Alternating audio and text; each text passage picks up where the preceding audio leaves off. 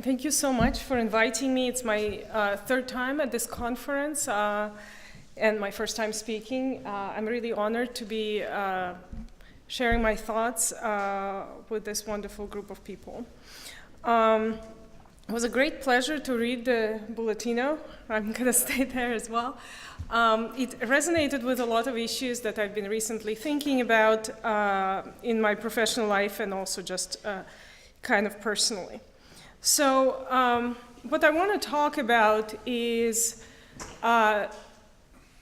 alignment of the self-interest with the common interest. And so when I think about the main precept of economics is that people act out of their self-interest, you want to think about maybe defining this self-interest a little bit more broadly than the personal gain, right? So for most people in the room, the reason we are here is personal interests also include social good and common good in them, but the problem is it's not the case for all people, and that's why we're discussing this problem. So the problem arises when self-interest that drives people's actions is in a conflict with a common good or a common interest. And I do believe that there is a future at some point where for most people there would be no conflict between self-interest and the common good. I don't think we can just sit and wait for this to come. And because I don't know much about how to affect individual values, I think the clergy present in the room knows a lot more about this. What I'm going to talk about is how those interests could be aligned from the institutional point of views in the meantime. So there are two reasons why I think it's important to think about that. One is if we can align those values in the institutional setting, then we can incentivize individuals who act out of self-interest to actually do some common good, even if they're not individually interested in that. But the second thing, and I think it's more important, is that once people start acting for whatever reason for the purpose of the common good, they can see that that actually brings them satisfaction and happiness. And even when the incentive is removed, they can continue acting in an ethical way, the way we want them to act. So this is what I want to focus on. And I'm going to talk about three areas in which, to give you an example of what I'm thinking about, where the alignment of incentive is already taking place in banking and finance. And these three areas are community development activities by banks, impact investing, and climate change related developments. So because I'm at the Fed, I've recently started interacting with people outside of the research department, which is not so common to do at the Fed. But I've learned a lot. And so one thing I learned is that since the 70s, we have a Community Reinvestment Act in the US. That act was adopted by the Congress to address the problem of racial discrimination in mortgage lending. And so the banks are now rated on how much loans and investments they do in the disadvantaged communities. And if their ratings are not high enough, they might be prevented from mergers, pretty much the merging activity, okay? So even though it started with trying to avoid racial discrimination in mortgage lending, it moved way beyond that.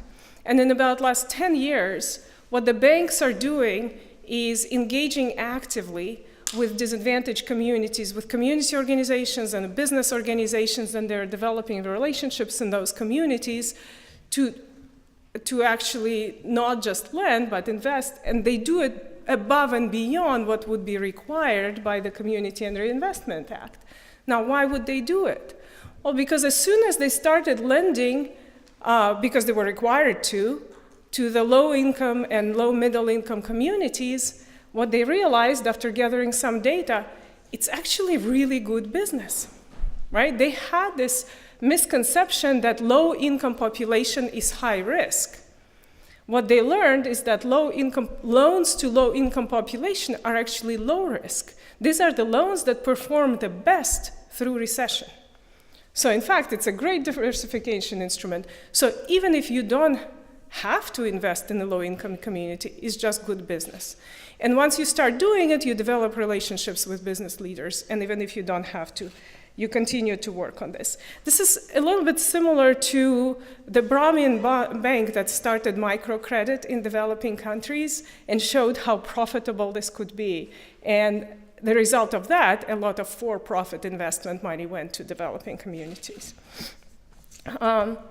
So before I move on to the other two examples, I want to highlight a couple of threats that are rising in terms of this banking engagement with communities that come from Fintech. We touched upon Fintech a little bit in the previous session. So first is big data, right? So banks are not allowed to enter variables that could be potential source of discrimination into their models of what is the interest rate they're going to charge on the loan. They can't enter race, they can't enter gender.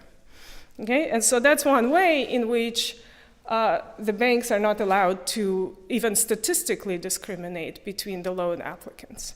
However, once we feed a lot of data, all possible data in the model implicitly figures out, and even if it doesn't ever show up, the gender and the race of the loan applicant in the data, what we see now, there's some research showing that those discrimination patterns are now arising again because people who wrote this code to analyze the big data and the data that the models were trained on do have those biases.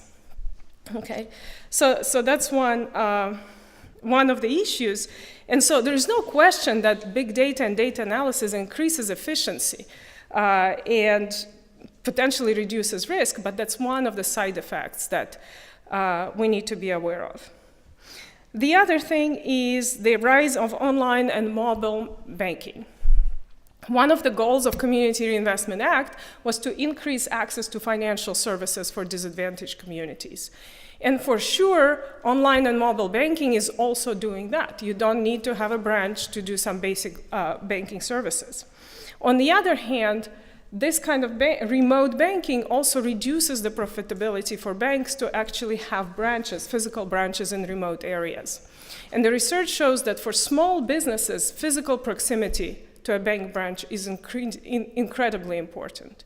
And if those physical branches are closed, then all these relationships that banks are developing with communities that go beyond basic banking services also might disappear.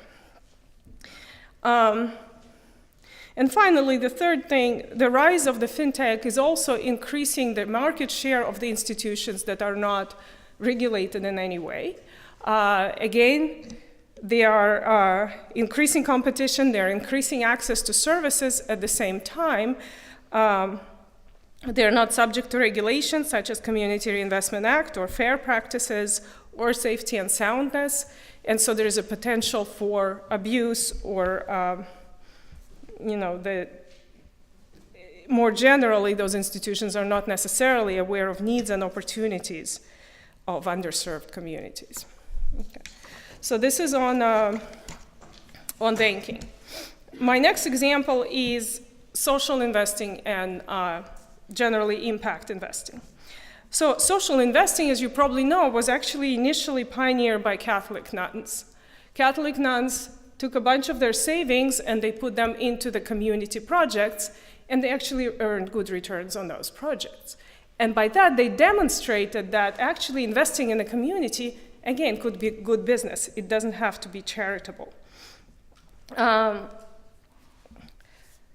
So I'll give you just one example that I learned about recently that kind of says how this individual profit motive for a company could align with the needs of the community. Kaiser Permanente is not just a hospital, it's also the insurance company. And so because they're also the insurance company, reducing the incidence of health events is actually profitable for them. So what they realized is that one of the large cost factors for them is the health incidents that are related to homelessness. So they're now investing in the affordable housing because it makes business sense for them. If they can have more affordable housing, fewer people are homeless, fewer people show up at their door that need services. Again, so this is another example. More generally, what we see now, I think, is on the rise, and it gives me reason for optimism, is that impact investing, which I would say it's investing that takes into account longer-term goals rather than immediate profit motives. It's becoming a thing in the Silicon Valley.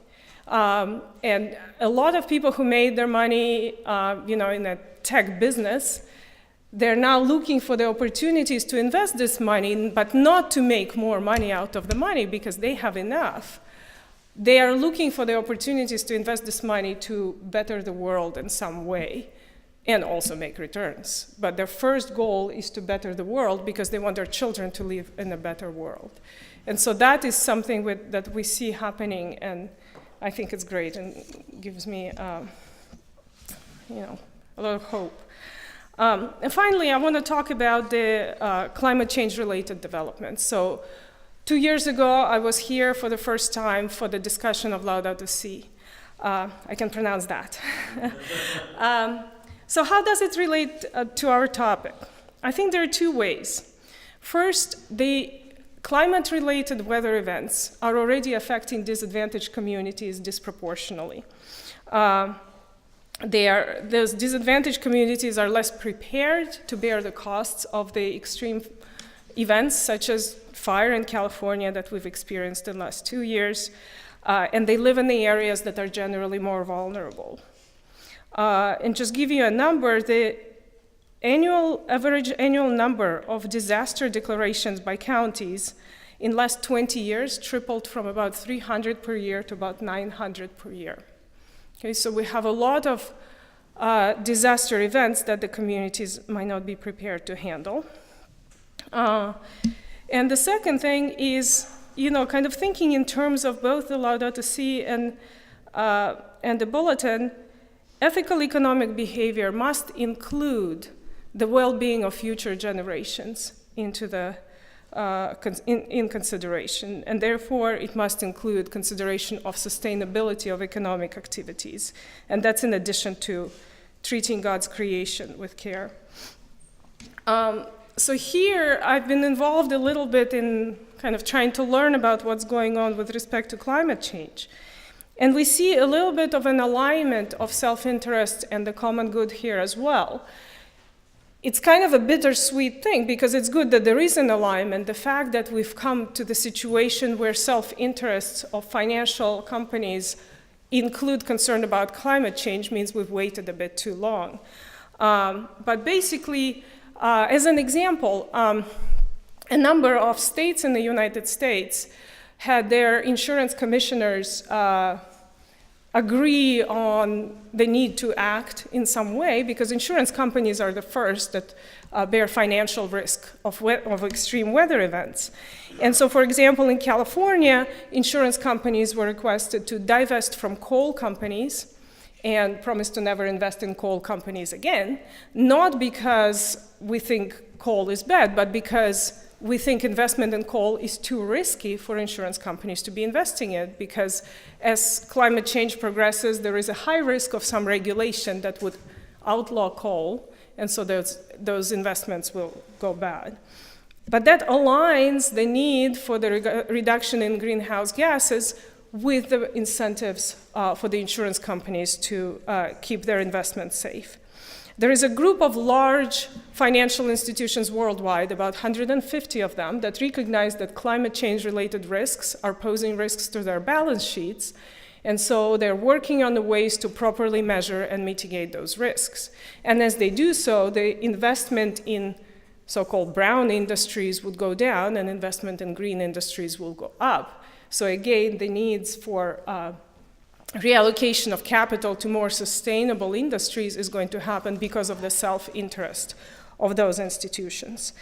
But that's not happening fast enough, so there is a group of major central banks that formed also a coalition of the willing. The Fed's not part of it, or not part of it yet, but was led by Bank of England, and Bundesbank is part of it, Bank of Japan, and 36 central banks at the moment, formed a network for greening the financial system to conduct the research to see how can the central banks incentivize the movement towards sustainable economic activities to progress faster than it does on its own.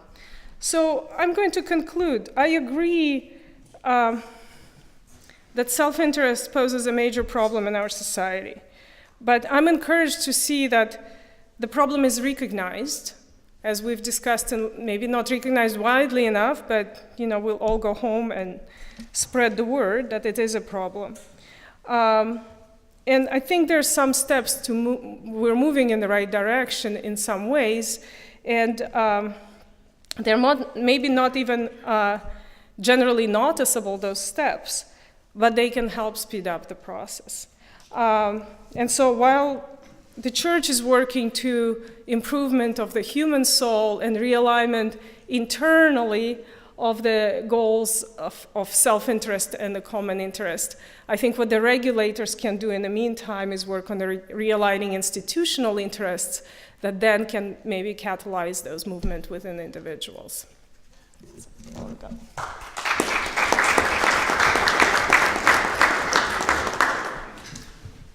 Because she didn't have slides, Galina forgot to mention that these are not necessarily reflect the official views of the Federal Reserve System.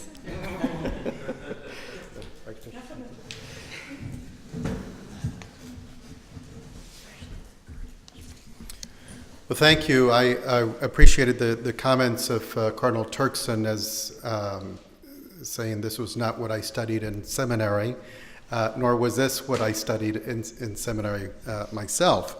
I have a degree in theology and sacramental theology, and so I had trouble balancing my checkbook whenever we still used checkbooks. But these conversations are very helpful. So my comments are going to be from the perspective of a pastor. So I have was a priest in Houston for 14 years, and in various assignments, I've been sort of moving westward from San Antonio, where I served as auxiliary bishop, and southern New Mexico, where I was most recently bishop, and now I've been in Silicon Valley in San Jose as the new bishop there, the coadjutor bishop. I also had the privilege of chairing our Bishops' Committee on International Justice and Peace, which took me to various parts of the world, some of the more troubled parts of the world, to listen, to observe, and to be able to come back to Washington to advocate for policy that brings justice and peace to those situations around the world. So what I want to do is just I had several possible anecdotes or to share with you. I'll choose a few of those. And so some of my observations, and hopefully you may bring some financial and regulatory eyes to it, and perhaps even have some suggestions for me and dialoguing into the future with the Mark Zuckerbergs and others in Silicon Valley. So I want to start with an observation. My role in the International Committee took me to the Congo, Democratic Republic of Congo, a few times, and supporting the local church there, encouraging them in their efforts. Unfortunately, the only moral voice in that country that was tremendously troubled by a regime, the government that did not want to step down and trying to navigate a peaceful transfer of power. And beyond that, an oligarchy that was corrupt and that was benefiting itself from the riches and tremendous riches of that country. One of which was the mineral industry. And so it was tremendously rich, Unfortunately, it was not the country, it was not the poor, it was not the people that were benefiting from the sale of mineral rights and the excavation of those minerals, but were the oligarchy that were enriching themselves. Maybe you may have some insight to that.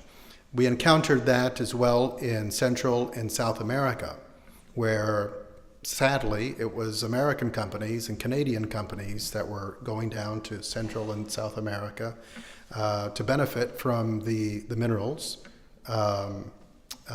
paying minimal costs for the excavation and the rights to those minerals.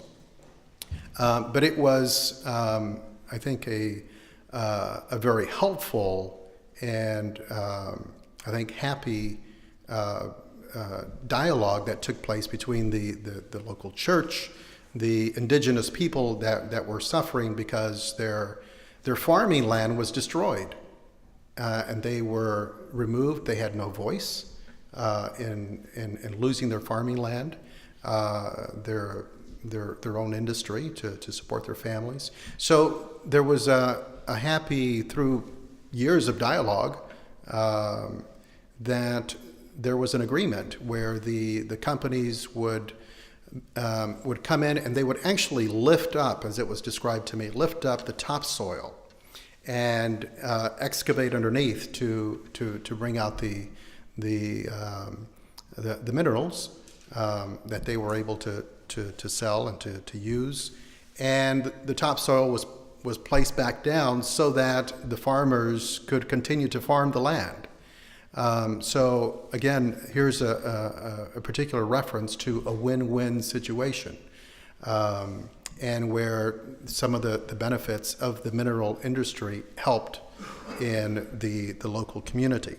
So there are models out there for these win-wins. Most recently, I was Bishop of Las Cruces in southern New Mexico, one of the most impoverished dioceses of the United States. So it was quite a shock going from very few paved roads to highly manicured lots and roads of Silicon Valley, a cultural shock within our own country. But one of the things I was particularly shocked when I first arrived to Las Cruces by the poverty. And I'm from the Southwest, but I grew up in big cities and in Houston, and was in San Antonio for a while. And seeing these small rural communities and the various tentacles of poverty, lack of educational opportunity, bad health care, no insurance, bad housing, unsafe housing, and so on. So all of those aspects. One of the things that the state had going for it, in that it was mineral rich, particularly with oil and natural gas, on the east side of the state. And so these rural communities were to some degree able to benefit with higher paying jobs, didn't always benefit from they weren't the owners necessarily of these companies. But there is a rather large, and as I understand, the largest fund, educational fund, that comes from the oil industry, the taxes paid on the oil industry and natural gas, that goes is by constitution of the state, goes to educational a fund. But it was limited to first grade to 12.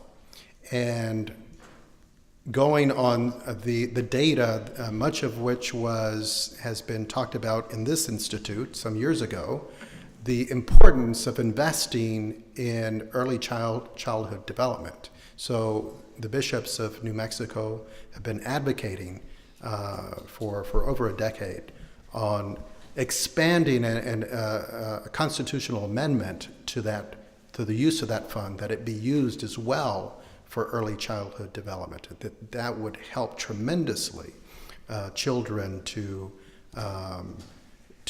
engage and not to start out in kindergarten or first grade already 2 or 3 years behind, and they never catch up. So unfortunately, that proposal has been blocked year after year by one person, by one senator who's the chair of the, I forget the committee, the Appropriations Committee.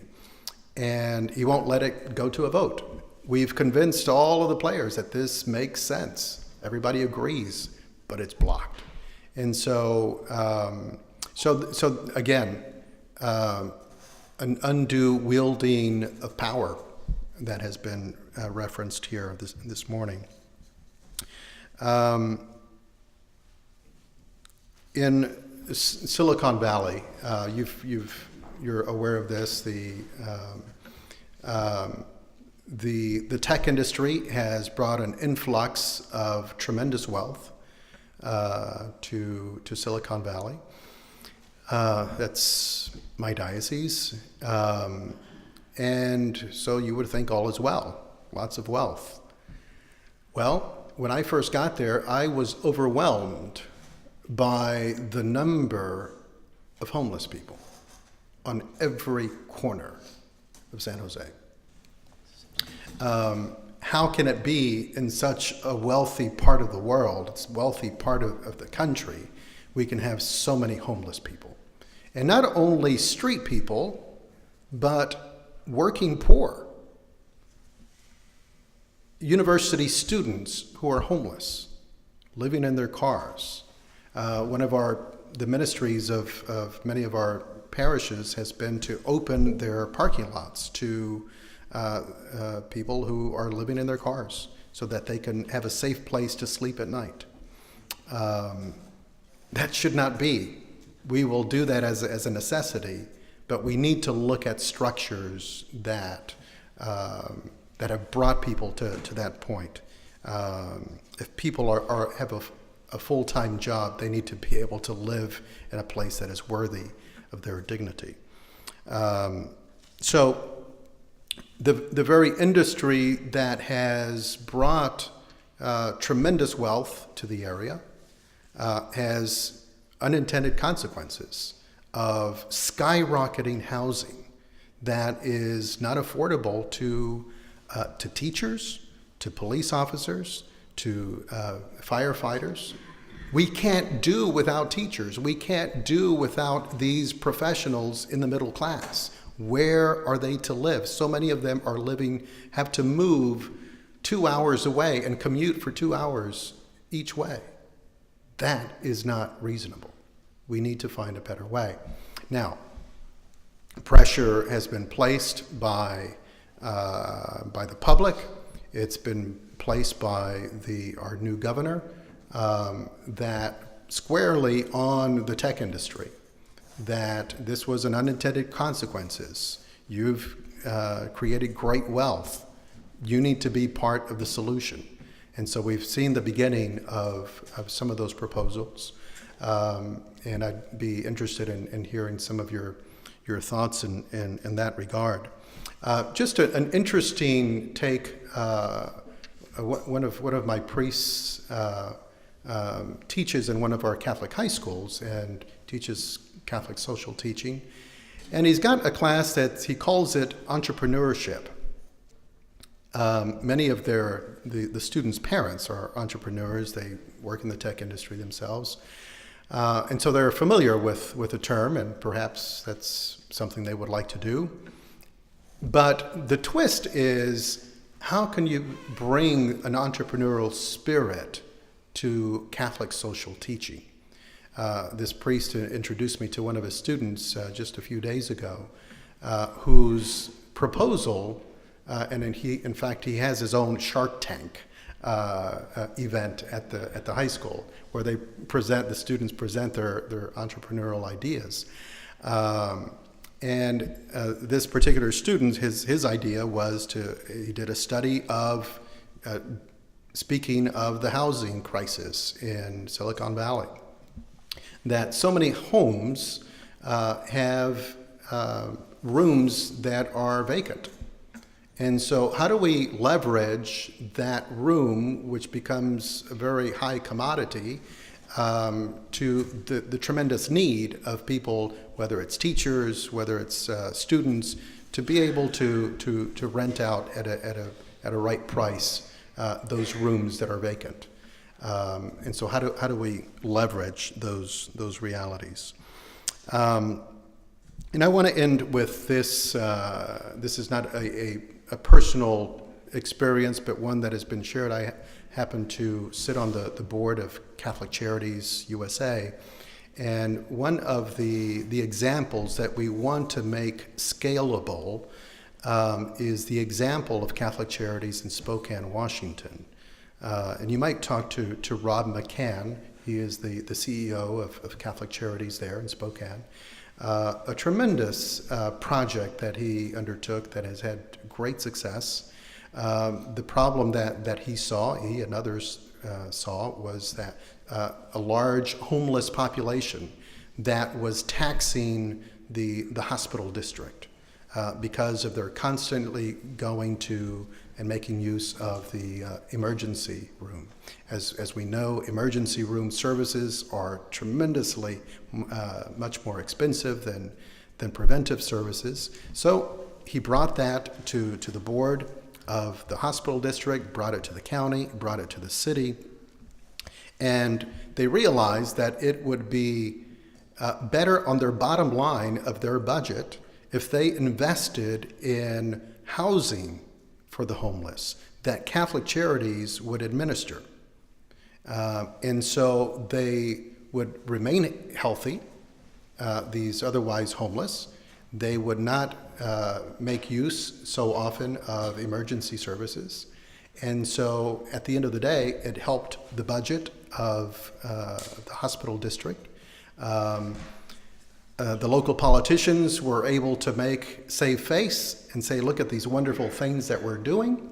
And Catholic Charities does what it does best, is to take care of the poor. So again, a win-win situation. My question, I'll leave us with this. How do we make it in people's best interest to do what is right?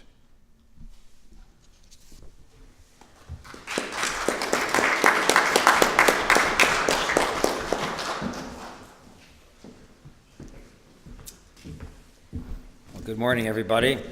I am very honored to have this opportunity to speak at a conference that I've mostly witnessed for the last dozen years or so. But I'm a little worried because you're leaving the asset-stripping, blood-sucking private equity locust for last, you see. Well, what I'd like to do is give you a little bit of a thought experiment, sort of a real-life, real-world example of a business dilemma that investors, active investors like private equity investors, face from time to time. Okay, so here's the scenario. You're the CEO of a mid-sized technology services company based in the Midwest. You work for private equity owners, and they can be a pretty tough and exacting bunch. You're behind budget. You have some debt on the balance sheet that has certain stipulations about profitability. Your own incentive plan and the plan of many of your top and middle management is tied to profitability. And you know that the value of the business and the value of your incentives will depend on that profitability, the prospects for that profitability, when your owners decide to take the company public or perhaps sell the business someday. Now, as you're wont to do, you've been experimenting with ways to be more efficient. And one experiment that is working well for you is offshoring customer service to Croatia. Your experiment has proven that you can deliver the same or better customer service metrics in Croatia at half the cost. And doing so for a lot more of the work will bring you back on budget. What do you do? Now, on the one hand, offshoring means cutting jobs in the local community. On the other hand, profitability questions aside, you've been impressed by the Croatian community you've had to deal with on this experiment. The business leaders there, the workers there, very motivated, they're very happy to have the work. Your own employees sometimes seem a little less motivated, increasingly difficult to keep. But by offshoring, you may be sending a message to your workers that you're not loyal to them or to the community. And many of those terminated employees, while they may take some time to find new work, there's uncertainty there, assuming they can even find it. So what's the right answer? What do you do?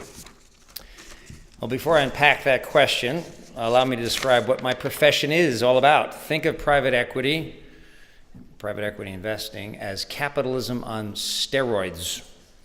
The economists in the room understand what's going on here. We've got agency incentives working for us. We're loaded with agency. We buy control of private companies or take large equity stakes in them, sometimes taking them public, taking public companies private, and we invest our own money and the monies of our limited partners when we do so. And our limited partners are often pension funds and university endowments. And they're very keen in making sure we invest their money for high returns. And they're willing to take on the illiquidity and business operating risks of private equity investing, as well as the risks of leveraged balance sheets that are often a part of driving equity returns by investing with us. We are rewarded handsomely if we succeed. We fade away if we can't keep up with the pack, our many, many private equity fund competitors. Having lots of our own money invested in our portfolio companies, sitting on their boards of directors and often controlling their boards, we operate very differently than the average public company board, where members are often have very little invested, and very little agency, that is, and who often depend on being in the good graces of their CEOs for their continuation of cushy sinecures. Agency seems to make a difference. Booth's Steve Kaplan has shown that investing in the average private equity fund, even accounting for the effects of leverage, has been a meaningfully better proposition than investing in the market for just about any time period since the late 1980s when the data was first assembled. But most everyone I know in private equity would wholeheartedly embrace Milton Friedman's axiom. And that is, quote, "There is one and only one social responsibility for business: to use its resources and engage in activities designed to increase its profits so long as it stays within the rules of the game, which is to say, engages in open and free competition without deception or fraud. Leave social responsibility," he's saying, "to executives or employees to support in their spare time. Profitability is everything." Why? Well, because it's measurable and it's comparable, and profitability and the potential for sustaining and growing profitability is the measure of value when a business is sold or brought public. The economists in the room will agree that when other related markets are generally free, markets for labor, for inputs, for distribution, running a business singularly focused on maximizing profitability is the best course for society as a whole. Everyone benefits, not just the business owners. Now, there are not a few significant caveats at work here. First, that the market is relatively free all around. Second, that there do exist certain well-articulated and well-understood rules of the game. And third, deception or fraud either doesn't pay, or most actors believe that behavior to be unethical. Okay, so back to my opening scenario. What would you do? What you might do would depend on how the rules of the games have been set, and how you've set the rules depends on what your objectives for the game ultimately are. Now, my many libertarian friends in the private equity industry would not think twice. The only rules of the game that matter are those that assure free and open competition without deception or fraud, as Uncle Milty argues. Of course, you offshore those employees and offshore that customer service work. It's more profitable to do so. And not only that, the profitability, you also promote human welfare when viewed through a worldwide lens. The degree to which those jobs are transforming the lives of the poor in the developing world far outweighs the inconvenience and modest wage loss of those terminated employees in the Midwest. And those terminated employees, well, they have opportunities for retraining and repurposing for wage enhancement that those in the developing world do not. Now, of course, the capitalist owner wins, and it's only envy at work if you worry about this. The libertarians, of course, as their arguments may sound, do have strong evidence in their favor. Since the advent of capitalism, and increasingly so over the last 20 years of rapid globalization, human welfare has enjoyed a radically steep and steady march upwards. Now, if you set the rules more in line with Catholic social teaching, however, you might come out a very different door. We are human beings who live in relation, not human beings who are self-satisfying material utility maximizers. And if you think that life is merely about maximizing personal happiness, then you're not going to end up very happy, either by the end of this life or quite likely when you wake up in the afterlife. Through the CST lens, one would argue that the company has an obligation to employees and families whose livelihoods depend on those jobs that is no less equal to its obligations to produce profits for its shareholders. Whether the owners realize it or not, they exist in the community in relation to its members, and blessed by their wealth and capital that they possess, they have a special responsibility to the members of that extended family. Yes, those jobs may mean more to the Croatian community across the ocean, but that's a secondary consideration. What matters most is the immediate welfare of those the company has cathected with locally.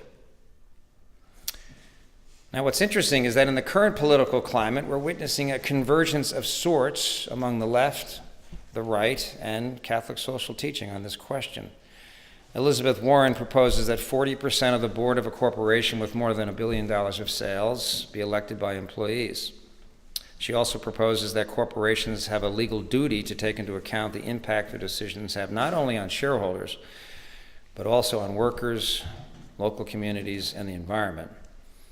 Her line of thinking shares a point of view that runs through papal encyclicals from Rerum Novarum to Caritas in Veritate. Quote, business management cannot concern itself only with the interests of the proprietors, Pope Benedict writes in Caritas in Veritate, but must also assume responsibility for all other stakeholders who contribute to the life of the business, unquote.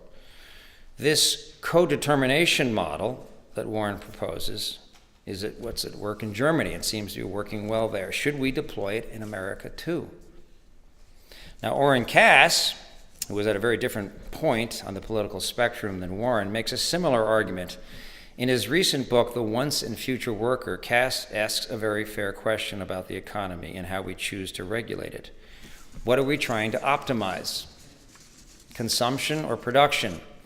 Do we want a society that produces the most goods from the highest quality to the merely sufficient at the very best prices? Or do we want high-quality jobs that keep families and communities together? The Friedman principle seems most applicable to consumption optimization. Free, highly competitive markets will create the best possible outcomes for consumers and investors. Yes, over the long run, workers repurposed ought to benefit too. But in the last 15 years of free trade, elevated immigration, and advances in automation, we've watched many American workers, at great cost to their families and communities, lose their jobs, have a hard time being retrained, and resist moving away from family and communities to seek better job opportunities, and understandably so. Shouldn't we do more as a society, as an American community, to protect workers, even at the expense of some efficiency, choice, and return on capital? So let me tell you what my CEO decided to do.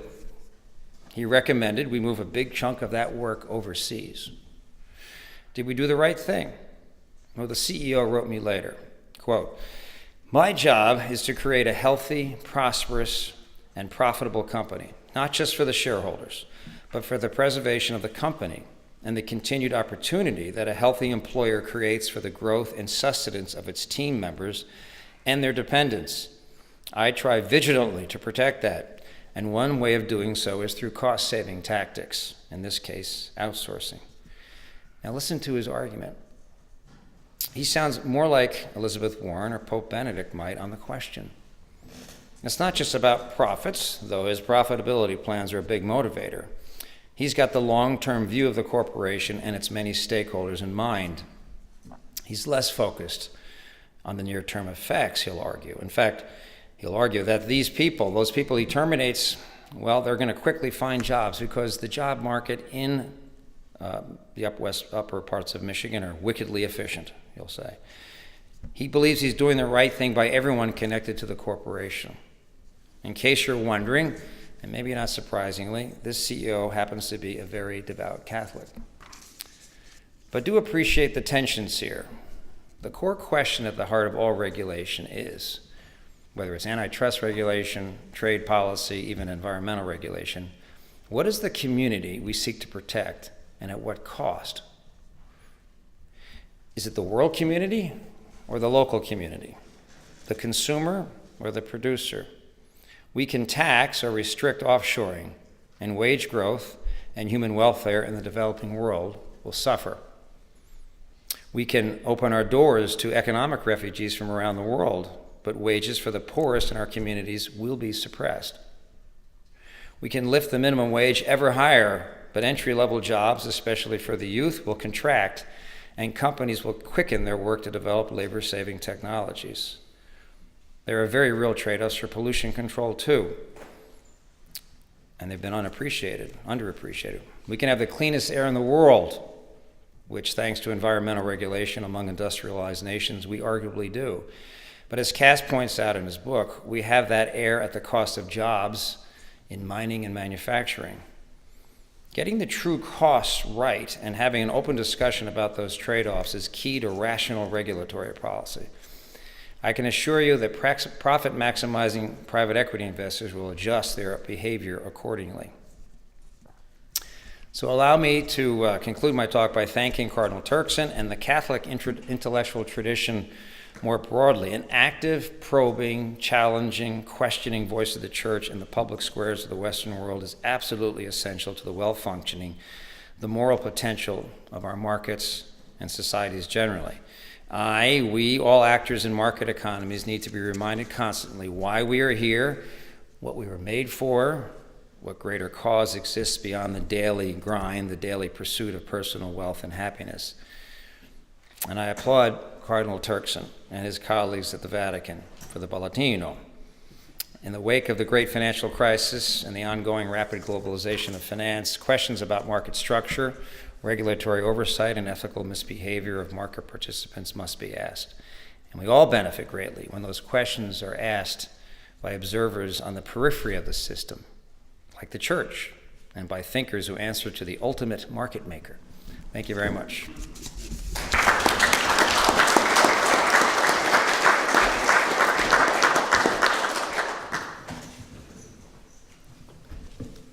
Okay, that was all of three wonderful talks. As a moderator, I get the first chance at asking a question. And since this session is about achieving the goals of the Bollettino, and we have people from three different walks of life, I wanted to ask a question about what you thought in your day-to-day life as a pastor, as a central banker, as a private equity financier, in secular worlds as well, although not so much with the pastor always. What do you think is a challenge that even as a Catholic trying to live an ethical life in relation with other people that you face, and what's an opportunity where you see that even in a secular world, a Catholic can sort of express his or her values and even educate others or something like that?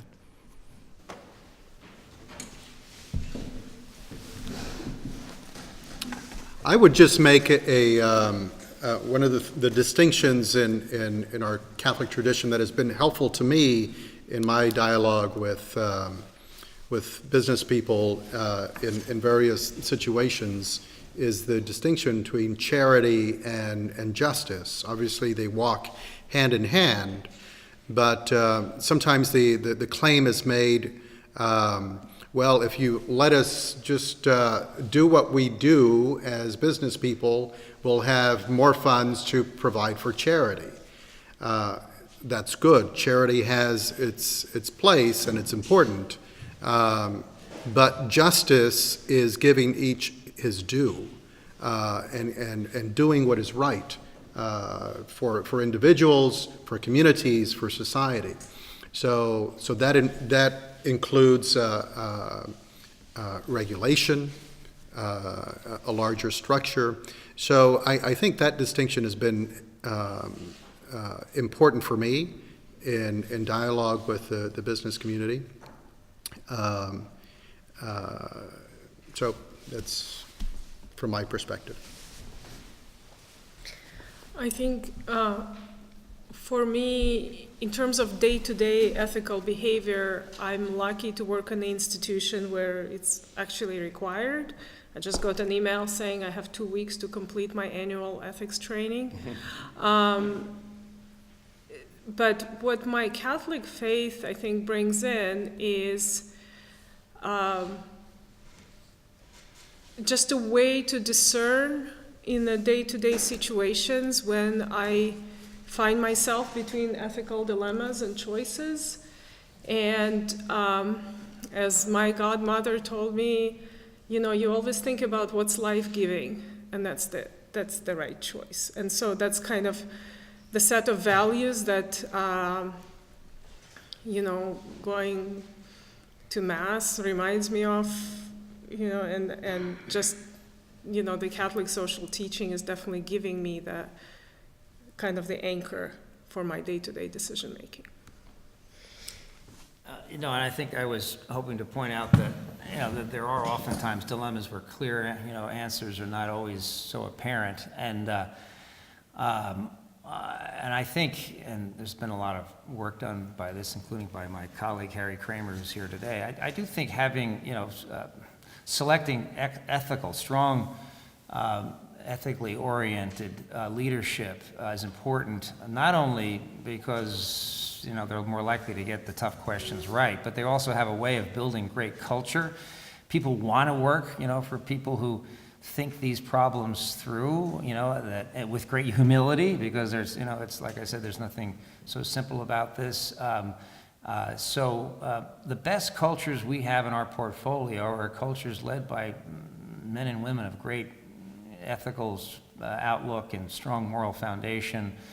And when that breaks down at the top, it breaks down below, you know. And so, you know, I think, and I think, you know, with respect to, you know, the day-to-day, I mean, the temptation in our world is that, you know, we are one step removed from these tougher questions. You know, the CEO, we defer oftentimes to management, and it makes it somewhat bloodless for us when we do that, which is perhaps a bit unfair. But I think engaging not only with our executives on these questions, engaging with our partners, particularly our younger partners, so they understand that this is something that, you know, we need to do as human beings to wrestle with these questions is part of the solution ultimately, I think.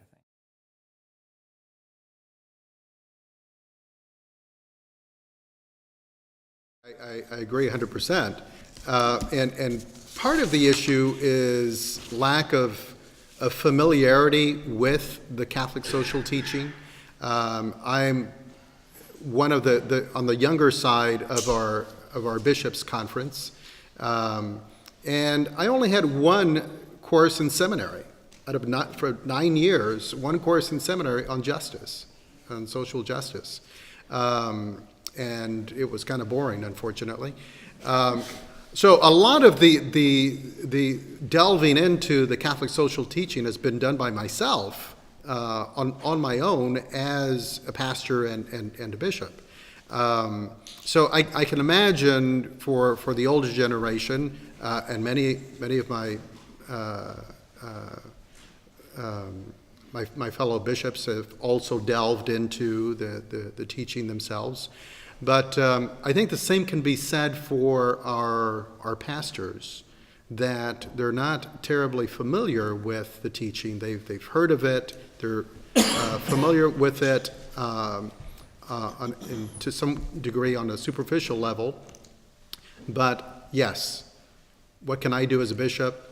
I can provide training, formation for our pastors, for our priests, for our deacons, for our lay leaders, to be able to teach, to be able to talk about these issues, to be able to preach on these issues. So that's a note I will make for myself, and I would certainly encourage my brother bishops to do the same. Cardinal Turkson, did you want to address the question as well? Okay, so thank you for the opportunity to tag on to the answer of Bishop. To some extent, that's also our experience. Now, posing the question, when Laudato Si came up, we were invited to Rockville Center at Malloy College to talk about Laudato Si. And there was a question and answer session at the end of the presentation. And the first question that came up was to say, why are our pastors not telling us about this? So that was also a question there. I don't want to hold brief for pastors for anybody, but it's just a challenge that we face. And often we make the observation that outsiders of the church admire the network, communication network that exists in the church that potentially can allow any sneezing of the Pope to be heard in the furthest corner of the world. But that happens provided there's no clot in that circulatory system. And the clot is when a bishop or a priest is not interested in an event or a document that comes from the Holy See. That disinterest, prevents a lot of things from happening to going to places, so like, a question that you just put in. But at the same time, we also need to recognize that sometimes pressure from the parish and the parishioners also condition what the priest would preach about and talk about freely in the church. Bishop Cantú from Los Angeles. About, I don't know now, 3 or so years ago, we organized an event in Modesto, in the Central Valley, about poor communities and all of that. So we had a bishop, Bishop Blair was there, Bishop, so probably, all of you were there, Bishop McElroy and all. But we recognize that some of the big farmers who were Catholics did not show up. So when subsequently, I don't know his name anymore, the priest, Vicar General of one of the dioceses, I think was Diocese of Fresno, I'm not sure now, called one of these to say, but I said, yeah, we knew that you were going to just put us on the carpet. We're always the wrong guys. We're always the bad guys. And so the priest then explained to him, no, it wasn't about you. It wasn't about the business people. It wasn't about the farm owners. That wasn't the point. But that was the suspicion. Any grouping of grassroots communities make the others suspect that they're going to be considered the bad guys, they're going to be attacked and all of that. So that does happen. And that does sometimes also condition what priests feel they can freely, what they feel they can really talk about in church and all of that. And so when we were in Modesto, somebody shared this story with us, with Michael Cheney and I, about Cardinal Mahoney, that he was such a big advocate, whatever, of migrant issues and all of that. And so they tell us that at a certain point in protest, they always had a piece of black cards that were always found in the collection box. And that was people protesting against, some of the things he used to say because of his devoted concern for migrants and all. People in the parish were protesting, so in the collection box they put a piece of black cards. We're not contributing to this. We're not contributing to anything you do as long as, So some such things sometimes also do condition priests, or you may even add bishops, about they can freely talk about. So it's both ways. The disinterest of priests and bishops can install things, but also there can also be pressure from the community, from the parishioners about what their pastors can freely talk about. So I think it's both ways.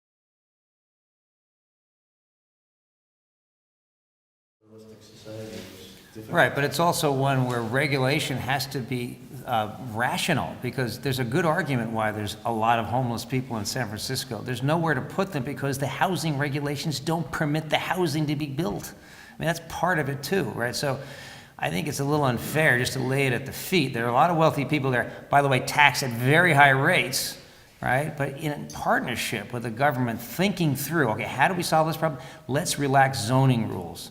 Let's allow, markets to meet, demand, supply to meet demand by allowing the building of these buildings. Rent control has impact on supply of housing.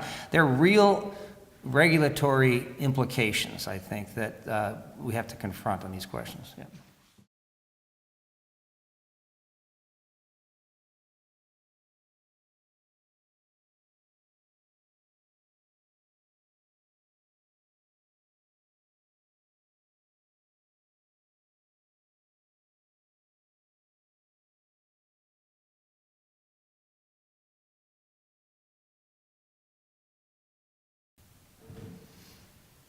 But there's also a temptation just to leave it to the government too, I think, that we all have. And it's kind of, and so if you're a billionaire in Silicon Valley, you can say, well, we have government to do that. Now, of course, you're right. They want to restrict the development of those acres of beautiful pasture land that only elevates, his particular property. But so we have to, that's where ethics, I think, comes into play as well. I mean, we just can't leave it to someone else. We have to engage on it, I think. And if it means involving ourselves in the political process to make sure that there are incentives to build this housing, well, that's part of the obligation we have. So.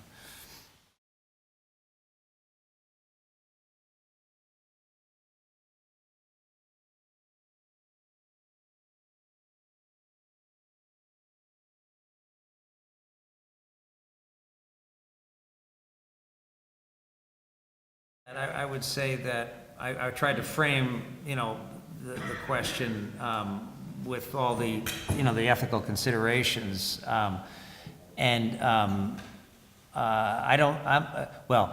not sure. I agreed with the decision at the end of the day. If the CEO, I think, who's given it the right thought and knows the organization more intimately, than I do, you tend to defer to the CEO. But there are legitimate considerations, I guess, the way to put it. I thought there might have been some fireworks at the board. No, I would have to say. Sorry to disappoint you. Yeah. So if I could follow up on Yes. So, Mike, I have a question and possibly a follow-up question. The question is, did you ever follow up to see what happened to the displaced workers? No, that's a great question. No, we have a very good. I mean, there's what you might call a market severance policy that based on tenure with the company, but it's a fair question. To what extent should we test that question, right? Because when it comes up again, might the consideration now have elevated importance, which is fair. It's a fair way to think about it. Yeah. And then my follow-up question would be, had you followed up and had there Yeah. been bad outcomes, would there have been any space in the corporate culture Yeah. to say, well, we've made this increase in profits, Yeah. can we use some of that to help offset, to Yeah. help them? No, it's interesting. I mean, and I recall, I did ask the CEO a related question, and his argument is, and it may be specific to this case, right? So it's less about, Oh, they tend to be younger people that are technologically sort of competent, right? And in his experience, and he's run several, technology companies, they do tend to find opportunities because of the skill set that they have, that are malleable, I guess, for other jobs like it. It's probably a more painful question, in traditional mining jobs, let's say, or manufacturing jobs with older workers who are less easily trained or have obligations that make them unable to move. I mean, that's the real friction, I think, that.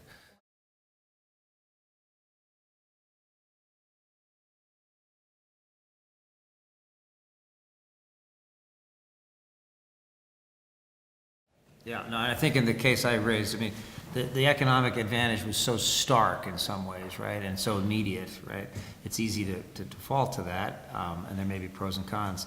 I will say, though, that, finding really good people loyal to the company and keeping them, it's expensive, increasingly so, in a world where you have less than 4% unemployment. And the cost to train, your employees is coming down with digital and the internet, and so and Harry, you might have some perspectives on this. You're chair of more than one board. I know. There is real value in investing in people, and the trick is how do you do that cost effectively in the right way. But it's something employees increasingly look for in the companies they work for. It's a competitive market for good people. I don't know if you have any thoughts on that.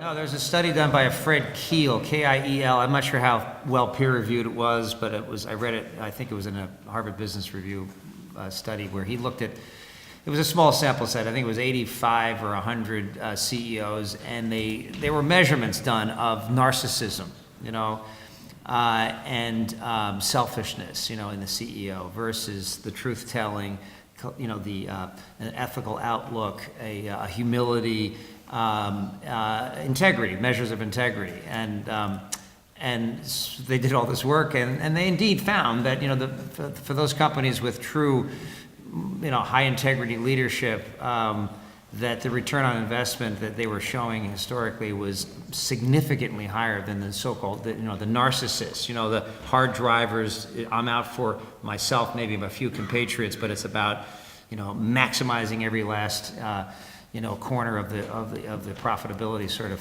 function. So that I do think that does stand up in our own experience. And at the end of the day, as a board member, especially with a lot of money invested, we want truth because truth allows you to act. As a board director, to maybe focus the company in a direction to solve a problem. If you don't know the truth, you get into shallow water real fast. So I think it's not only culture, it's also how it enables responsiveness, I think, which is crucially important in a competitive market.